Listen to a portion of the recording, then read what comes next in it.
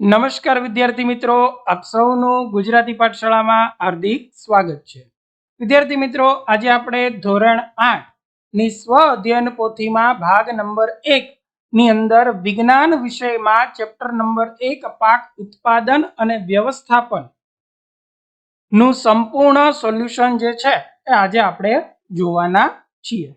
તો વિદ્યાર્થી મિત્રો, અહીંયા આપણે ખેતીના ઓજારોથી પરિચિત થઈએ, સિંચાઈ પદ્ધતિથી પરિચિત થઈએ, ખાતરની જરૂરિયાત જાણીએ, પશુપાલન વિશે જાણકારી ધરાવીએ, એટલું આપણે જાણીએ છીએ. બરાબર.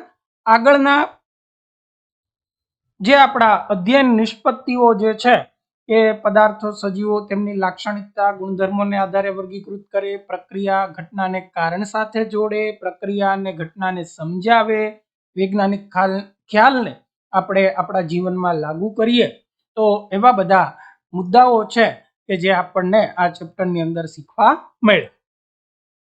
પહેલો પ્રશ્ન કે નીચેના પ્રશ્નોના જવાબ યોગ્ય વિકલ્પ શોધીને સાચા વિકલ્પની સામે ખરાની નિશાની કરવાની છે. તો એમાં પહેલું કે આધુનિક સમયમાં ખેડ કરવા માટે કયા સાધનનો ઉપયોગ કરવામાં આવે? તો એમાં આપણો આન્સર આવે એ શું આવશે? તો કે કલ્ટિવેટરનો ઉપયોગ કરવામાં આવે.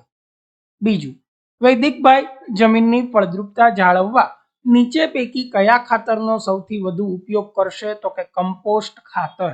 કારણ કે યુરિયા, એમોનિયમ સલ્ફેટ અને સુપર ફોસ્ફેટ એ કૃત્રિમ ખાતર છે કે જે રસાયણોથી બનેલા છે, એટલે એનો ઉપયોગ નહીં કરે, પરંતુ કમ્પોસ્ટ ખાતર અથવા તો છાણિયું ખાતર એનો આપણે ઉપયોગ કરી શકીએ. પ્રશ્ન નંબર 2, ખેતીની શરૂઆત થઈ તે પહેલા મનુષ્ય ખોરાકમાં શાનો ઉપયોગ કરતો હતો?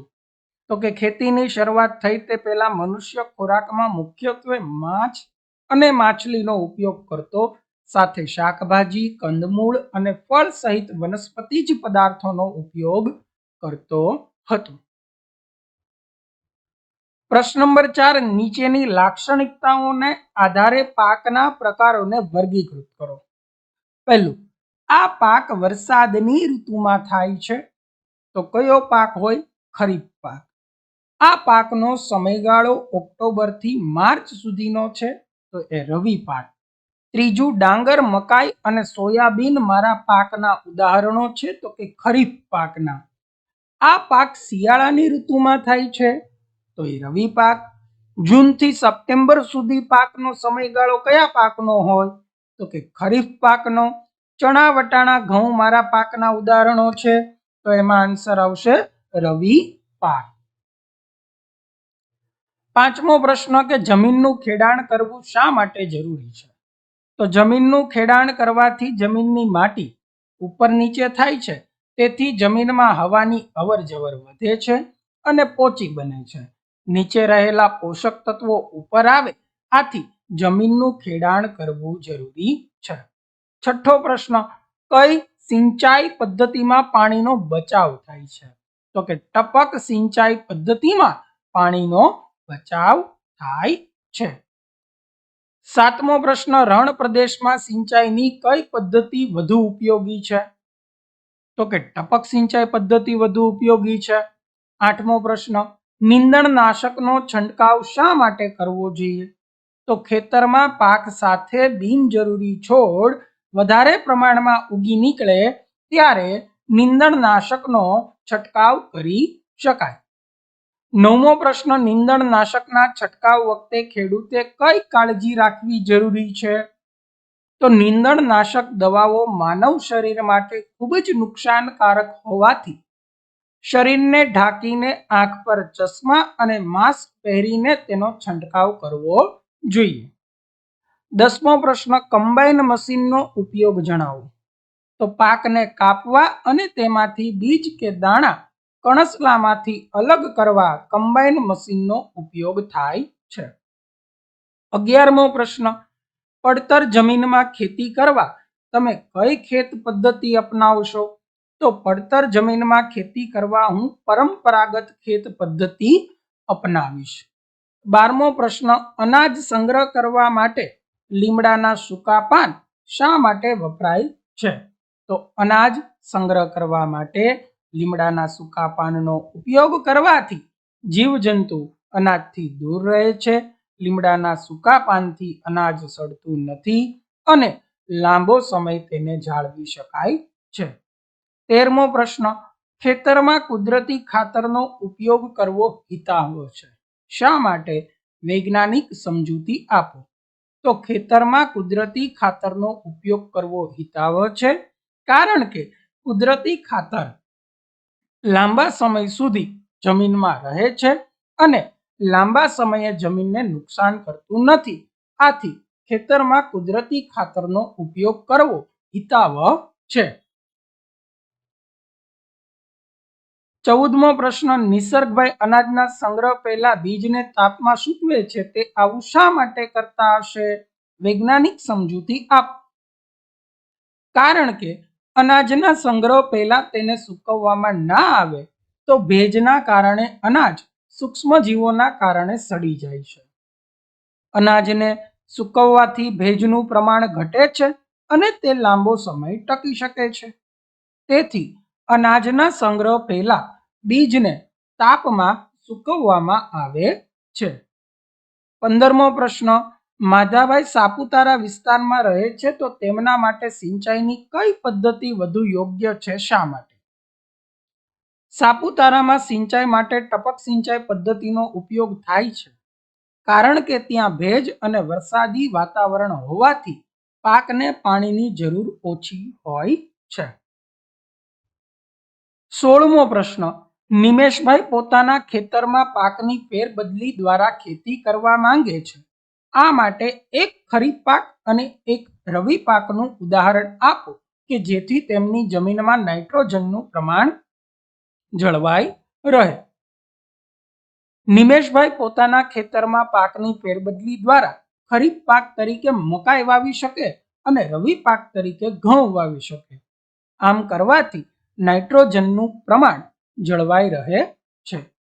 17મું, અનુકૂળ ભૌગોલિક પરિસ્થિતિ હોવા છતાં યથાર્થભાઈનો પાક નિષ્ફળ જાય છે.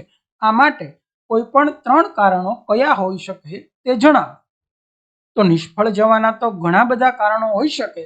એમાં પહેલું કે વાતાવરણમાં ભેજ અને વરસાદનું પ્રમાણ વધવાથી. બીજું, પાક સાથે ઉગી નીકળતા નીંદણના કારણે. ત્રીજું, ખેતર ફરતે પ્રાણીઓથી રક્ષણ ન હોવાથી પણ પાક નિષ્ફળ જાય છે. 18મું, વેદભાઈ ખેતરમાં જોત, પાલ અને સાફ્ટ જેવા ભાગો ધરાવતા સાધનની મદદથી કામ કરી રહ્યા છે. તો આ કયું સાધન હશે અને કયું કામ કરી રહ્યા હશે તે લખો. તો વેદભાઈ છે એ આ જોત, પાલ અને સાફ્ટ જેવા ભાગો ધરાવતું સાધન છે ને એ હળનો ઉપયોગ કરી રહ્યા હશે. અને આ હળ જમીન ખેડવા, ખાતર ભેળવવા, નીંદણને દૂર કરવા માટે ઉપયોગમાં આવે છે. 19મો પ્રશ્નમાં એક વેન આકૃતિ જેવો તમને આકૃતિ આપેલી છે. એમાં વપરાતા સાધનોને ઓળખવાનું છે. તો એક્સ જોવો ને તો એ ત્રણેય વર્તુળમાં છે. તો એક્સ છે કે જેનાથી લણી પણ શકાય, ઉપણી પણ શકાય અને છડી એટલે કે થ્રેસિંગ પણ કરી શકાય એવું મશીન એટલે કે કમ્બાઈન. વાય કે જેનાથી લણી શકાય તો હાર્વેસ્ટર.